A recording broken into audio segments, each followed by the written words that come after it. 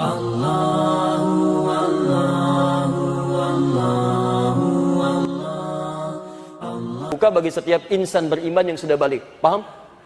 Baik. Man, siapapun sama Ramadan yang telah melewati masa Ramadan, menunaikan puasa Ramadan, lihat, telah puasa Ramadan, thumma atba'ahu sittan min Syawal.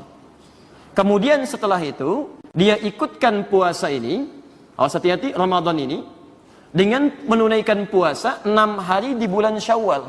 Yang paling menarik, ketika menyebutkan puasa 6 hari itu, Nabi pertama menyebutkan kata thumma di sini, thumma.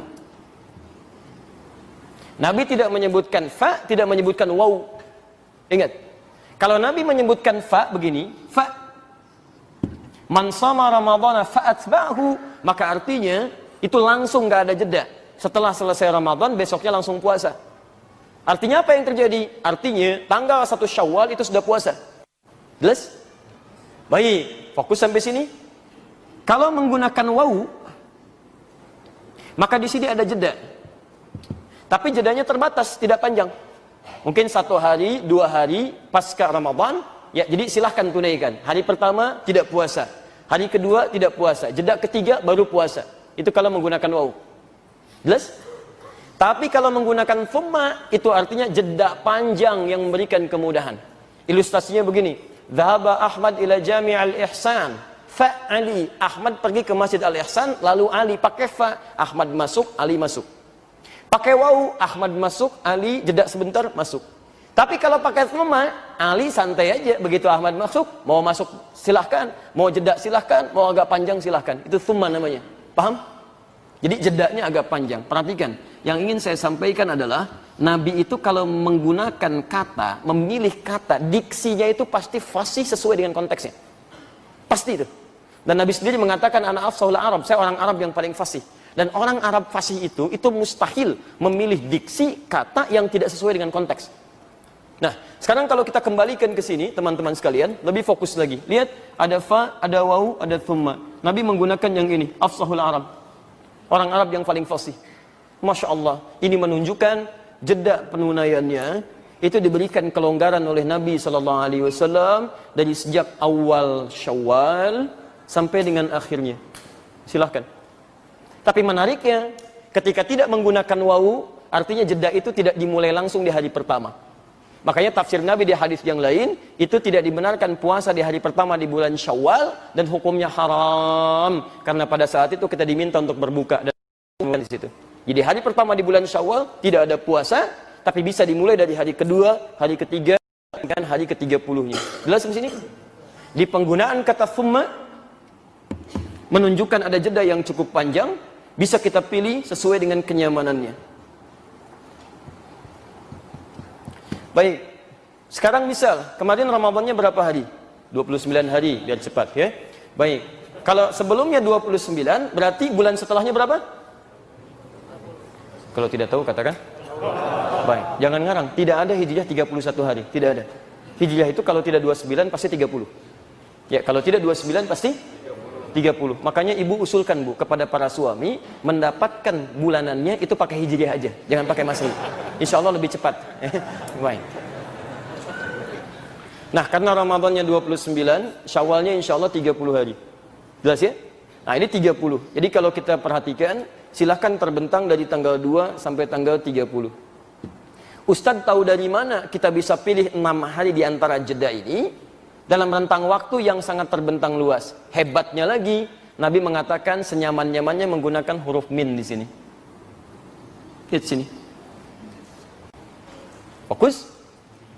Kalau beliau sampaikan dengan menggunakan ini, atba, itu kalau Anda berhenti di atba aja, tidak menggunakan kata min, itu berarti ada kemungkinan penunaiannya berurutan. Karena sesuatu yang berurutan dalam bahasa Arab disebut dengan tabi'ayat seba'u. Orangnya disebut tabi, kalau banyak disebut tabi'in. Pernah dengar istilah tabi'in? Tabi'in, itu berurutan. Jadi dari Nabi, sahabat, ada tabi'in ngikut ke sahabat. Setelah zaman sahabat langsung tabi'in. Tabi'in lagi, tabi'in lagi. Jadi di sini nempel. Kalau cuman seperti ini bahasanya, summa atba'ahu sittan. Misal, menggunakan fi, misal fi Syawal, maka puasanya besar kemungkinan isyaratnya harus berurutan. Walaupun Anda memilih misalnya di tanggal 7, kan? Anda pilih tanggal 15 tapi kerjakan berurutan. 15, 16, 17, 18 sampai 6 hari dihitung. Jelas? Halo, jelas? Jelas. Nah, tapi kalau menggunakan min ini harfu tab'id, huruf pecahan. Menunjuk pada sesuatu yang terpecah, bagian dari waktu yang ditentukan. Makanya orang Arab dalam kaidah bahasa Arab menyebut min ketika bergabung dengan waktu itu disebut dengan harfu tab'idin, huruf yang menunjuk pada bagian-bagian tertentu yang tidak harus saling bersambung satu dengan yang lainnya. Masya Allah. Ketika menggunakan thumma pakai kata tabi'ah, ada tafsiran diartikan bisa berurutan, runtut. Tapi ketika ditambah dengan min, maka maknanya bisa berubah. Kondisi yang nyaman, terpecah, tidak harus selalu berurutan, tidak harus runtut. Maka lihat, cuman 2 huruf saja.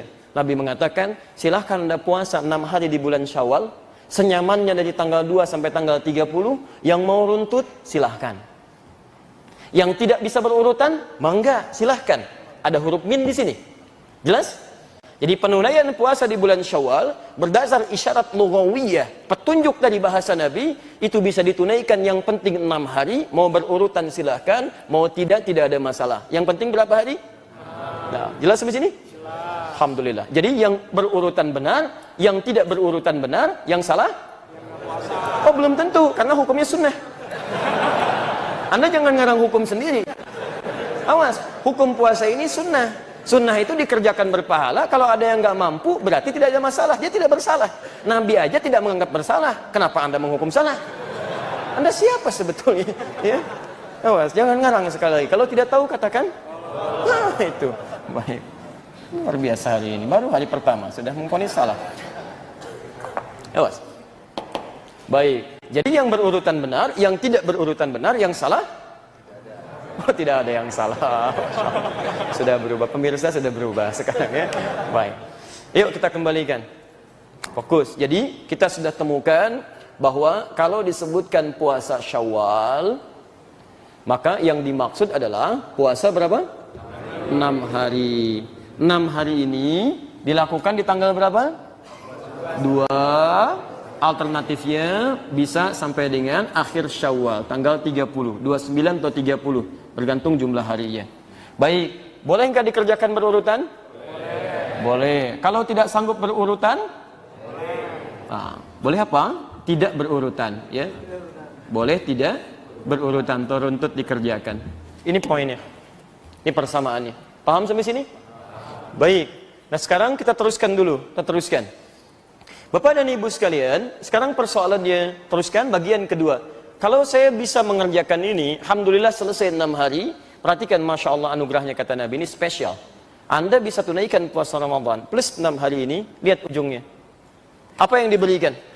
Kata Nabi, kana yasumud dahra kullahu. Orang-orang ini yang bisa menyelesaikan ini, Allahu Akbar. Dia memperoleh anugerah seperti orang yang puasa selama setahun, sepanjang tahun. Masya Allah. Dari mana kita bisa dapatkan tahunnya sepanjang tahun itu? Ini persamaannya, lihat sini. Kita kembalikan rumusnya. Al-Bukhari, Kitabus Siyam, nomor hadis yang pertama. Di Kitabus Siyam, hadisnya Qudsi. Lihat persamaannya. Wal hasanatu bi asyri amthaliha.